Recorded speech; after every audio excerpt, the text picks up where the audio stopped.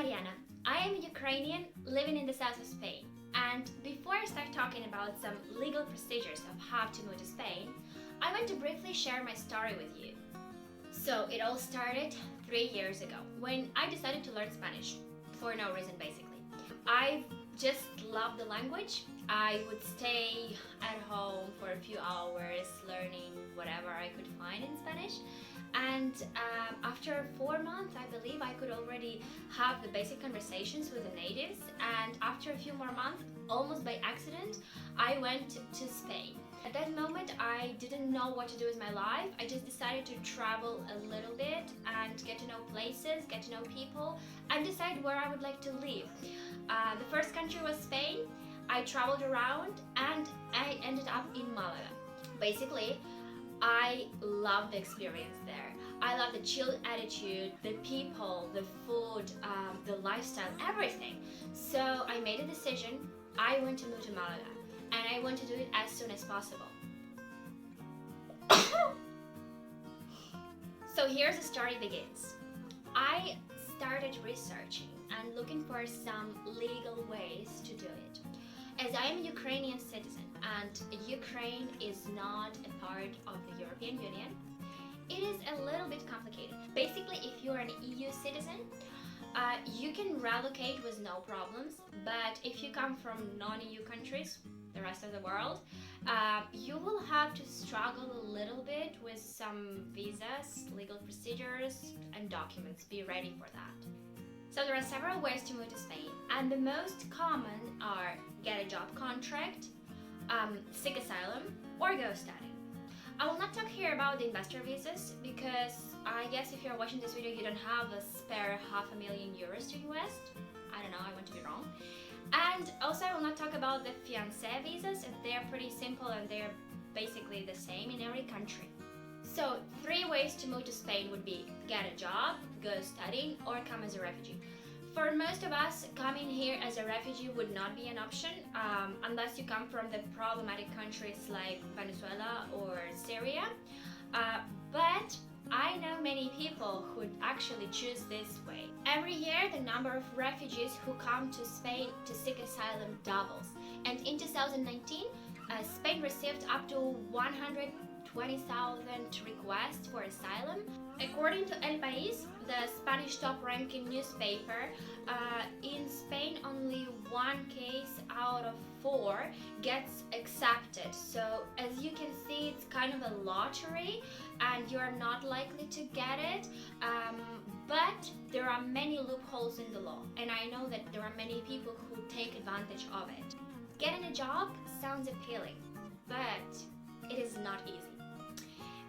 You first of all have to consider the unemployment rate, which is at the moment up to 17% in the whole country, and it is 21% in Andalusia, the southern region where I am right now. So this is a very, very big issue because the unemployment rate in Spain is one of the highest in Europe. Second thing to consider, the employers always prioritize Spanish citizens. If they cannot find somebody who is of Spanish origin, they would accept somebody from the EU, and there are so many people living here from all around Europe. And only after that, if they cannot find somebody for the position they have, they would consider somebody who comes from outside of the European Union. And there are more conditions, of course.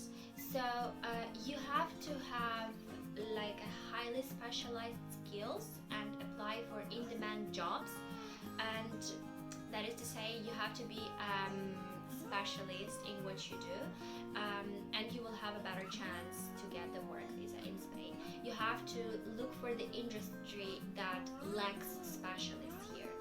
I know a few stories of people who got the work visa for a non-specialized position, but this is rather an exception from the rule. I first decided to go this way, and I started sending my resume to big companies in Spain, which, following the logic, would be able to offer a job to a foreigner. But really quickly I realized that it just doesn't work like that.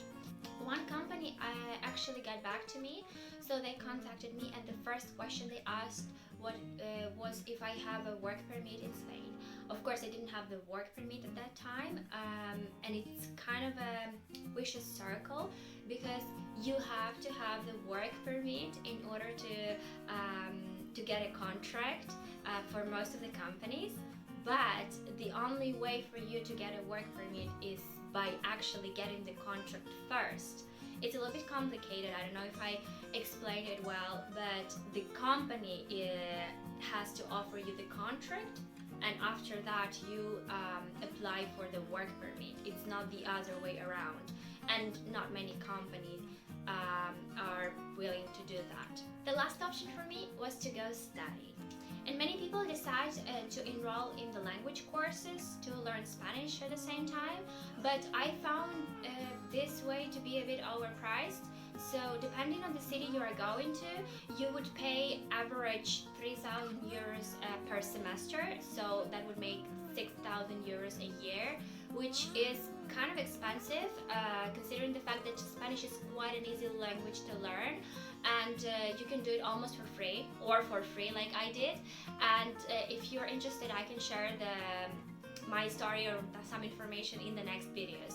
So I was looking for the opportunities to get higher education in Spain, master programs to be specific.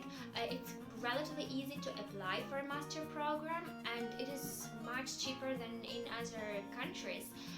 So I paid less than 900 euros a year for this master program, but this is in Andalusia, the average price for Andalusia. I think in other cities, in other regions of Spain, it is a bit more expensive.